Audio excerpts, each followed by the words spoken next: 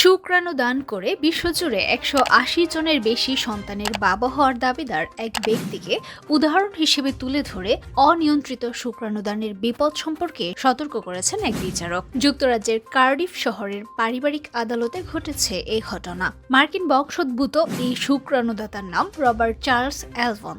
তিনি উত্তর পূর্ব ইংল্যান্ডের বাসিন্দা। নিজেকে জো ডোনার নামে পরিচয় দেওয়া এই ব্যক্তি অনলাইনে শুক্রাণুদানের বিজ্ঞাপন দিয়ে থাকেন। বিশ্বের বিভিন্ন দেশের নারীরা তার কাছ থেকে শুক্রাণু নিয়ে সন্তান জন্ম দিয়ে থাকেন। এই শুক্রাণুদাতার দাবি, চীন থেকে অস্ট্রেলিয়া পর্যন্ত সারা বিশ্বে তার সন্তান আছে। গত মাসে সংবাদ মাধ্যম দ্য সানকে দেওয়া সাক্ষাৎকারে তিনি বলেন, তার ১৮০টি জীবিত সন্তান আছে এবং তাদের মধ্যে ৬০ জনের সঙ্গে তার দেখা হয়েছে। তবে অ্যালবেনের কাছে শুক্রাণু গ্রহণ করে সন্তান জন্ম দেওয়ার পর এক যুগলের জীবন দুর্বিষহ হয়ে ওঠে। তাদের সন্তানের উপর পিতৃত্বের অধিকার চেয়ে বসেন ওই দাতা।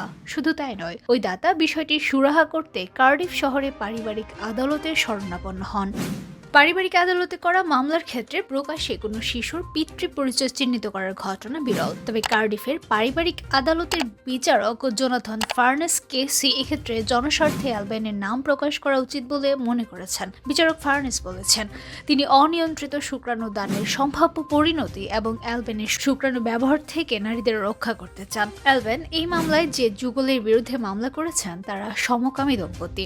সিরিঞ্জ ইনজেকশনের মাধ্যমে অ্যালবেনের শুক্রাণু গ্রহণ করার মধ্য দিয়ে গর্ভধারণ করেছিলেন তাদের একজন। তবে অ্যালবেনের দাবি, গর্ভধারণকারী ওই নারীর সঙ্গে তার গোপনে যৌন সম্পর্ক হয়েছিল। অবশ্য আদালত তার এই দাবি খারিজ করে দিয়েছেন। কার্ডিফের পারিবারিক আদালতে শুনানিতে বলা হয়, ৫০ বছর বয়সী অ্যালবেন শিশুটির কাছে অপরিচিত। কয়েক সপ্তাহ বয়সে একটি ছবি তোলার জন্য মাত্র ১০ মিনিটের জন্য তাদের দেখা হয়েছিল। অ্যালবেন আদালতে পিতৃত্ব দাবি করে বলেছেন, সন্তানের জন্ম সনদে বাবার পরিচয়ে যেন তার নাম লেখানো হয়। সন্তানের নাম পরিবর্তনের জন্য আবেদন করেছেন তিনি।